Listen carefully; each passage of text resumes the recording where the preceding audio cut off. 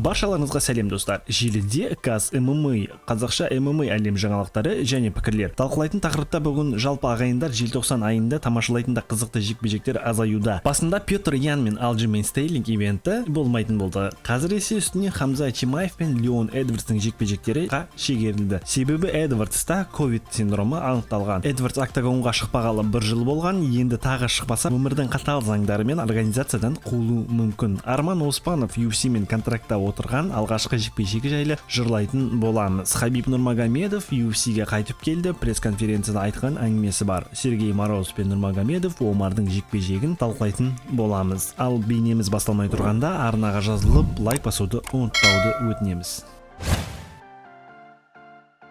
Хабиб Нурмагомедов UFC-дағы карьерасын аяқтап, өз жеке промоушн ашып жалғастырмақшы. UFC атымен аталған организация $1 миллион сатып алынған. Eagle Fighters Championship ол бұрынғы, қазіргі танымал Gorilla FC әрине.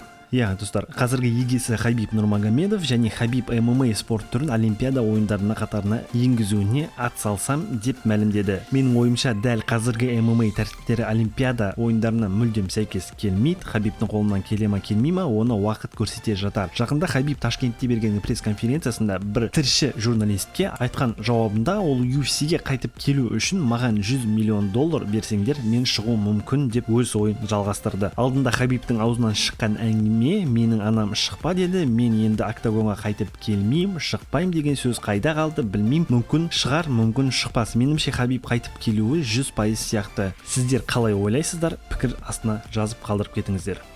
Вот я же говорю, если деньги там, ты прикинь, тебе $100 миллионов предлагают. Вот это уже проблема.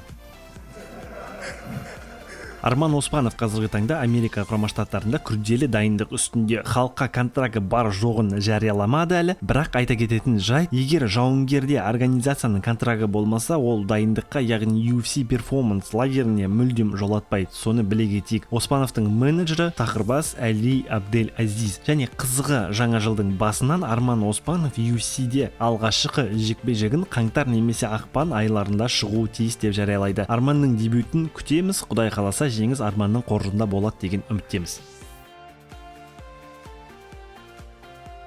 Және бір желесіміздің өте қызықты жекпе-жегі, ол Сергей Морозов пен Омар Нурмагомедовтың жекпе-жегі 23 қаңтарда ең фанаттар көп күтіп отқан картта өтеді. Матч Абу-Даби Яс Айландта UFC 257 номерлік ивентінде болады. Және картта Макгрегор Парье Алибазимен жалғастар да бар. Сергейдің қарсыласы Омар Нурмагомедов өте мықты қарсылас. Ресей елінің ММА чемпионы, Битва на Волге мерекелік кешінің чемпионы және де айтып өткендей GFC организациясының чемпионы. Төбелесу мәнері Muay Thai, күрес, самбо үлгілерін көп қолданады. Қазіргі таңда рекорды 12-0, яғни мүлдем жеңілмеген. Морозов Арлан ММА Pro тобының мүшесі, рекорды қазіргі таңда 19-3. Сергей М1 Global организациясының экс-чемпионы, еліміздің чемпионы, Азия ММА Астана кен чемпионаттың чемпионы. Төбелес жүргізу мәнері рукопашный бой ММА, яғни және панкратион бар стилінде. Омар мен Сергей арасында 7 жас айырмашылық бар. Алдында матчтың артқа шегелі дәл осы Омардың кесірінен болған. Енді алдағы матч өтуін күтеміз. Жігіттерге денсаулық тілейміз. Осымен бейнеролик аяқталды. Ұнаса лайк, ағайындар, ұнамаса әдеттегідей ренжімейміз. Тамашалағандарыңызға рахмет, 1001 алғыс. Сау болыңыздар.